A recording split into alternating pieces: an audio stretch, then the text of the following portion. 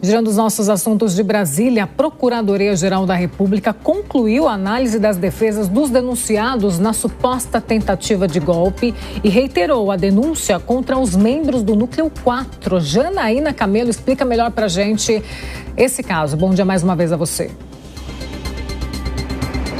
Muito bom dia, Paula.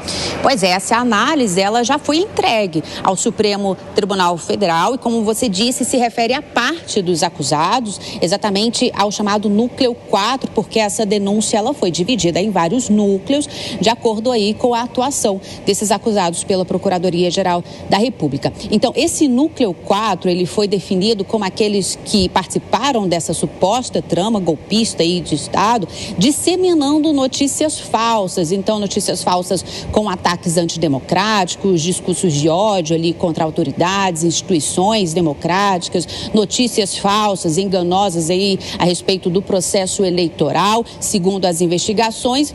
Tudo isso para tentar manter o então presidente da República na época, Jair Bolsonaro, no poder. Então, esse Núcleo 4, quem participa dele são 6 acusados no total. São exatamente Ailton Gonçalves e Ângelo Martins, ambos são militares da Reserva do Exército. Giancarlo Rodrigues e Guilherme de Almeida, que são militares também do Exército da Ativa. Marcelo Araújo, que é policial federal.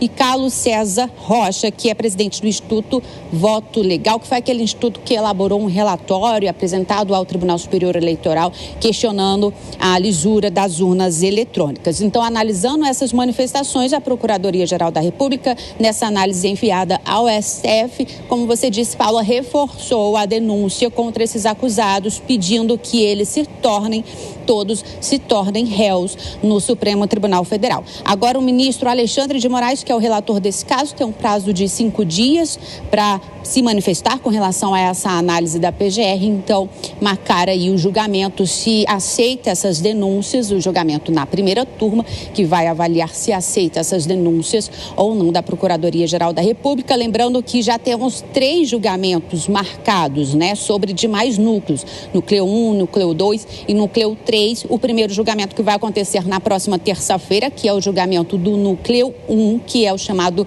núcleo crucial, que seria ali, segundo as investigações da Polícia Federal, aqueles que coordenaram suposto grupo criminoso numa tentativa de golpe de Estado, que inclui aí, por exemplo, nesse Núcleo 1, o ex-presidente Jair Bolsonaro, Walter Braga Neto, Augusto Heleno e Mauro Cid.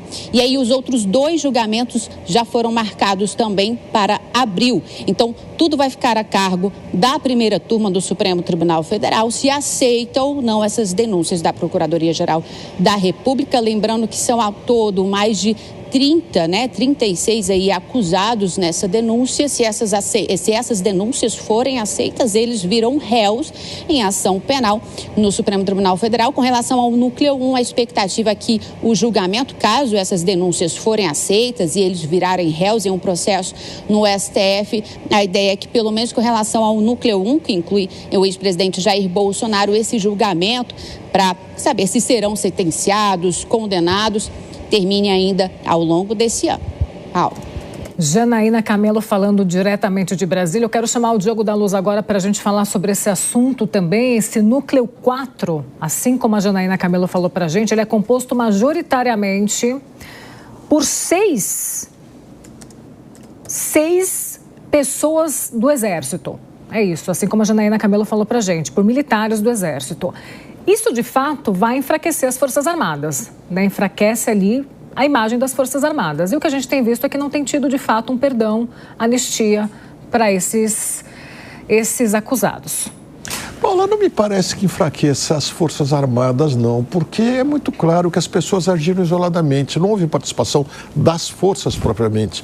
Mas o que fica no ar são justamente as ironias do centro do poder lá no Planalto Central, Porque eles estão sendo acusados principalmente de tentativa de abolição do Estado de Direito e tentativa de golpe.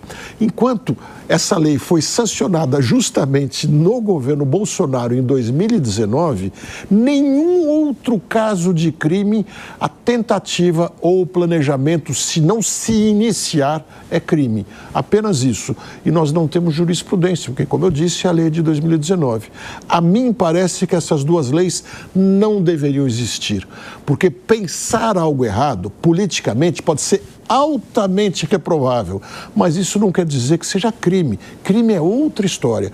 Eu insisto, politicamente a gente deve pensar muito se o que eles fizerem merece o nosso voto mais alguma vez. Mas para colocar na cadeia, não me parece que seja o caso.